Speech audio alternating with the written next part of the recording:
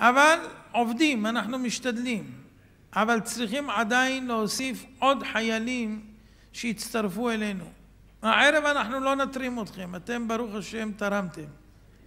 אבל על זה מקבלים מחיאות כפיים, אני רואה. אבל אנחנו נבקש מכם רק דבר אחד, שתדאגו שעוד יהודי אחד יזכה גם כן להעיר לאחרים, זה הכל. תבקשו איזה יהודי, קרוב, ידיד, חבר, שכן, שגם הוא יזכה להעיר עוד יהודים בכל העולם כולו. איזה אושר יש לקדוש ברוך הוא, בשעה שהוא רואה כינוס כזה חשוב, של יהודים שבאו מכל רחבי הארץ, עזבו הכל, בשביל לבוא להשתתף באירוע כל כך חשוב, אירוע של 13 שנה, לכם אין מושג יהודים יקרים מה עבר 13 שנה, אין לכם מושג. אתם באים בשעה שכבר יש את ההצלחה, אבל אם הייתם רואים את פני הדברים בהתחלה איך זה היה, אם הייתם רואים את הנסיעה הראשונה שלי לחוץ לארץ, שנסעתי כשאני לא דובר אנגלית, והגעתי לשם ולא ידעתי לאן, והרב שלי שלח אותי וציווני, רק אתה תיסע. וכשהגעתי לבית של יהודי שעושה חסד גדול עם יהודים, ושיקן אותי בתוכו, במשך שבועיים לא ידעתי איך מוציאים דולר. דולר לא ידעתי איך מוציאים. האמת גם לא ראיתי דולר עד אז. ואחרי שבועיים נגלה חיכוך קטן ביני לבינו בקשר לפלוני אלמוני, ואני אמרתי את דעתי הברורה, והוא לא הסכים איתה, והוא ביקש ממני לחזור בי, ואני לא חוזר בדבר שהוא לא נכון, אז הוא גירש אותי מהבית. ביום שישי בצהריים, ערב שבת קודש, צא החוצה. לאן אני יוצא? יש לי מזוודה גדולה שבקושי אני סוחב אותה, הוא אומר לי צא החוצה, בלי אנגלית, בלי כתובת, בלי שום דבר.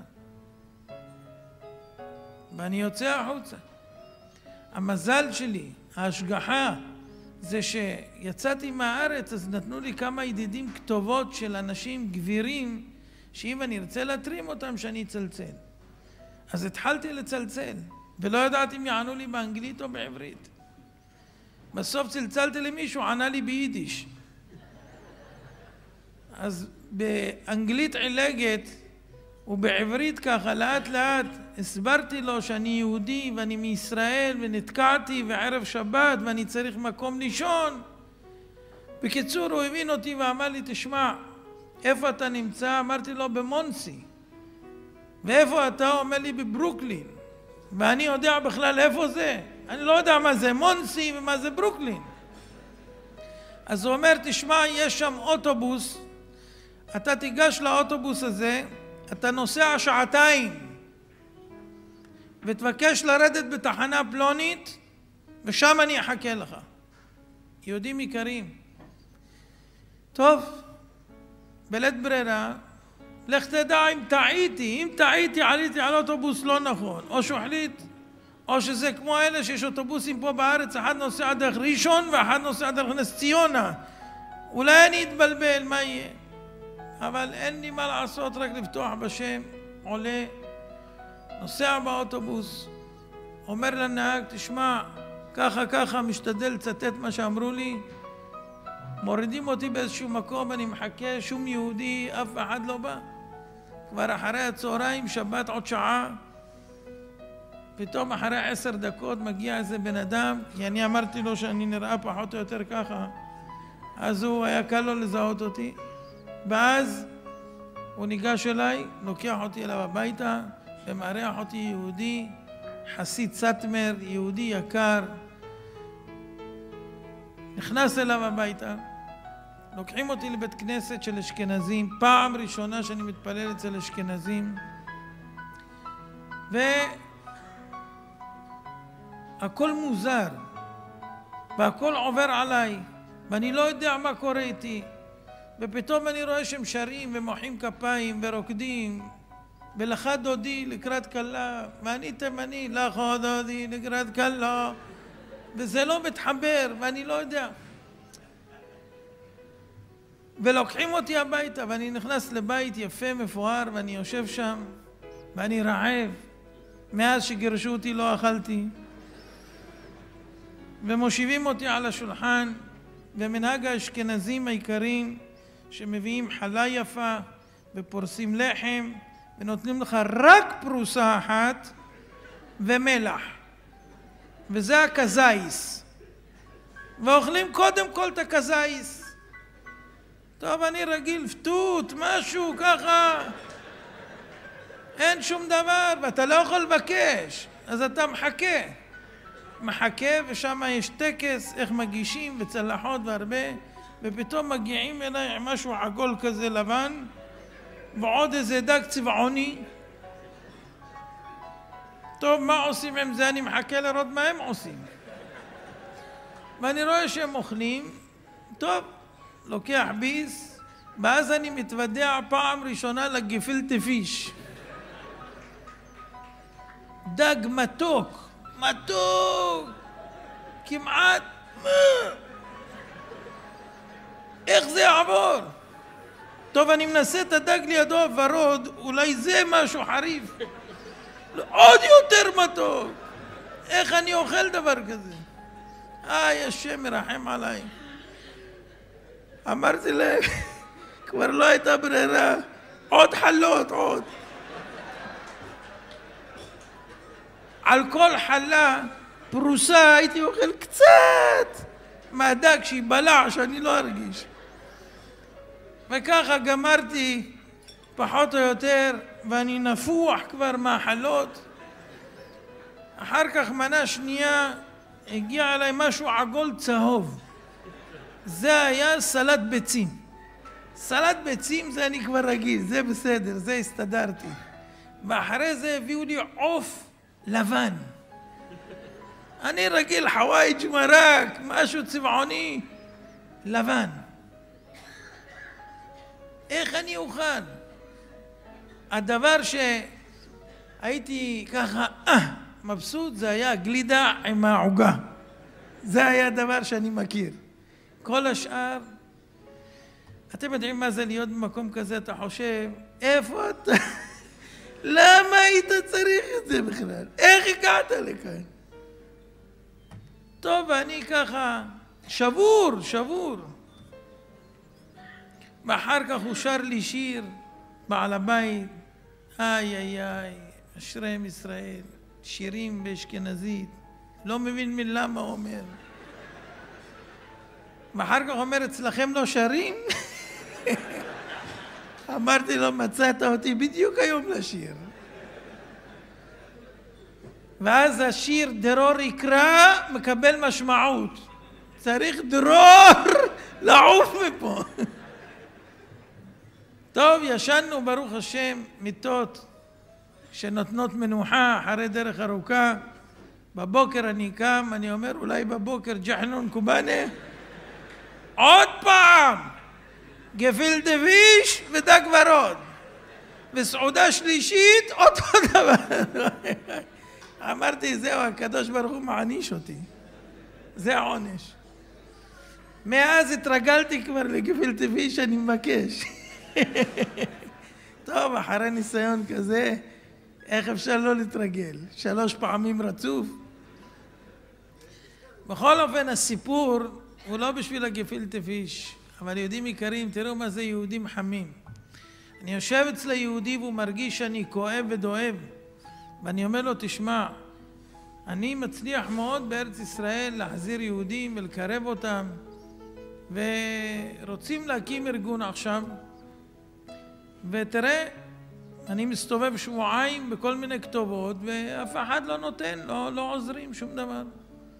והוא מרגיש את הכאב שלי, והוא החליט, תשמע, יש לי גיס, ואני אקח אותך בעזרת השם במוצאי שבת. הוא מביא אותי לשם, והגיס הזה עשיר גדול, אנחנו נכנסים, וכשהוא רואה אותי נכנס איתו, הוא יודע בשביל מה הוא הביא אותי, ואחרי דקות ספורות שאני רק מדבר, אז הוא אומר, אוקיי, הבנתי, קם, מביא חבילה כזאת של כסף, דולרים, שם על השולחן, ואומר, יש לך פה $1,000. אמרתי לו, סליחה, לא רוצה את הכסף, אני רוצה לדבר. הוא אומר, הנה, כבר נתתי לך. אמר, לא, אני רוצה לדבר, לא רוצה כסף, רוצה לדבר. עכשיו, בליבי גמלה החלטה בשבת הזאת. אם אני לא מצליח לצאת פה עם כסף, נגנז כל הרעיון של הקמת הארגון, חוזר לארץ ישראל, כשם שיש מצווה על הדרישה, יש על הפרישה, להתראות. גמרתי את הסיפור. ואז אני מדבר, ולא אני מדבר, הנשמה שלי מדברת, ואת הכאב הוא הרגיש, ו20 דקות אני נותן לו דרשה, הבן אדם לא יכול להפסיק, מקשיב, גמרתי, אמר לי אוקיי, אני נותן לך $10,000. זה היה המתת הראשונה שקיבל ארגון שופר, בזכות היהודי הזה גם אנחנו כאן. אם לא היה $10,000 האלה, אנחנו לא היינו מגיעים לכאן. ואני רוצה להגיד לכם, יהודים יקרים, התגלגלתי ככה שנים ארוכות. בקיצור, 8 שנים ארגון שופר היה קטן. פעולות גדולות, אבל קטן. דירה שכורה בבני ברק, אני, אבשלום, ועוד יהודי אחד, אנחנו, המרצים, המסיעים, הכל, הפקידים, הכל אנחנו. עושים את הקלטות, אורזים אותם, שולחים, מדביקים, בולים, הכל אנחנו עושים. יהודים יקרים ככה 8 שנים. עד שמגיע לדמשק אליעזר.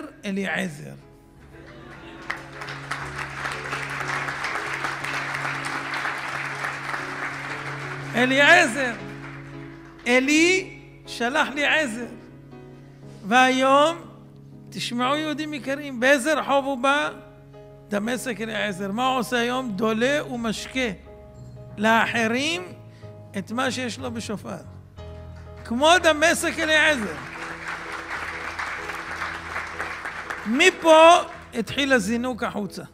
זאת אומרת, ידענו שיש לנו את הכוח להפוך עולם. לא היה לנו את הכלים. כמה שדיברנו, כולם הבינו, אף אחד לא התחבר. עד שהקדוש ברוך הוא שלח את אליעזר שיעזור, לקח עליו את הפרויקט, הרים את המפעל, ומשם עברנו תוך פרק זמן קצר לרחוב מתתיהו 10 בבני ברק. היום זה 900 מטר, אימפריה גדולה מאוד, שאין מקום כזה היום בעולם שמכיל בתוכו כל כך הרבה אפשרויות לעשות בשביל הצלת אחינו בית ישראל. אבל יהודים יקרים, תדעו לכם, יהודי אחד בעוד יהודי אחד בעוד יהודי אחד יכולים להפוך עולם. ואני רוצה להגיד לכם דבר אחד שקראתי פעם אחת מרבי עקיבא. רבי עקיבא, כשנפטר הבן שלו, אמר שישימו לו ספסל בבית הקברות והוא רוצה לדבר. והוא אמר כמה הקדמות. ואחרי שהוא אמר את ההקדמות, הוא אמר, יודע אני בבני זה שהוא בן העולם הבא. למה? שזיכה את הרבים. הבן שלו היה רבי שמעון בן קורחה, תנא קדוש, מוזכר בגמרא מספר פעמים. הוא לא אומר שלמד תורה, שהיה צדיק, שהיה קדוש. הוא אומר שזיכה את הרבים, מובטח אני שהוא בן העולם הבא. כך דורש רבי עקיבא על בנו. והוא מנמק. הוא אומר, ראויים היו ישראל להיגאל ממצרים לולא משה ואהרון. גם אם משה ואהרון לא היו לוקחים את התפקיד לגאול את עם ישראל, היו נגאלים ישראל ממצרים, שהשם הבטיח לאברהם, ואחרי כן יצאו ברכוש גדול. זאת אומרת, הם יצאו ממצרים. מה פירוש? הוא אומר, ראויים היו ישראל לעבוד לעגלים לולא ירבעם בן נבט. גם אם לא היה ירבעם בן נבט, היה מישהו אחר שגורם שהם יעבדו לעגלים. למה? הוא אומר שמגלגלין זכות על ידי זכאי ומגלגלין חובה על ידי חייב. אומר רבי עקיבא, הקדוש ברוך הוא התחייב לאברהם לגאול את עם ישראל, התחייב, ואחרי כן יצאו. איך הוא יגלגל את הזכות של יציאת ישראל ממצרים? הוא מחפש את הכי זכאים באותו הדור בשביל לגלגל את הזכות על ידי זכאי. ואם לא היו משה ואהרון, אז היה זכאי הבא בתור, שהוא היה זכאי, ואיתו היו מגלגלים את הזכות. אותו דבר אצל ירבעם. הוא היה החייב הכי גדול שהיה בדור, ומגלגלים חובה על ידי חייב. אם זה לא היה הוא, היה החייב האחר, שאיתו היו מגלגלים. אז כשהוא אומר רבי עקיבא את הדרשה שלו על הבן, הוא אומר מובטח אני שהוא בן העולם הבא, שזיכה את הרבים. מה פירוש? כי אם בחרו בו לזכות הרבים, הרי אין מגלגלין זכות אלא על ידי זכאי. אז אם מן השמיים נתנו לו את הזכות לעשות זאת, אז הוא זכאי בשמיים והוא בן העולם הבא. זאת אומרת, אדם שלא רואה שמגלגלין זכויות על ידו, יש לו לחוש. ואדם שרואה שמן השמיים זיכו אותו, הוא צריך לדעת שמובטח הוא שהוא בן העולם הבא, כמו שאמר רבי עקיבא. 8 שנים ארגון שופר, 8 שנים יהודים יקרים, לא זז כלום, עד שבא זכאי אליעזר הסולין, והם גלגלים זכות על ידי זכאי.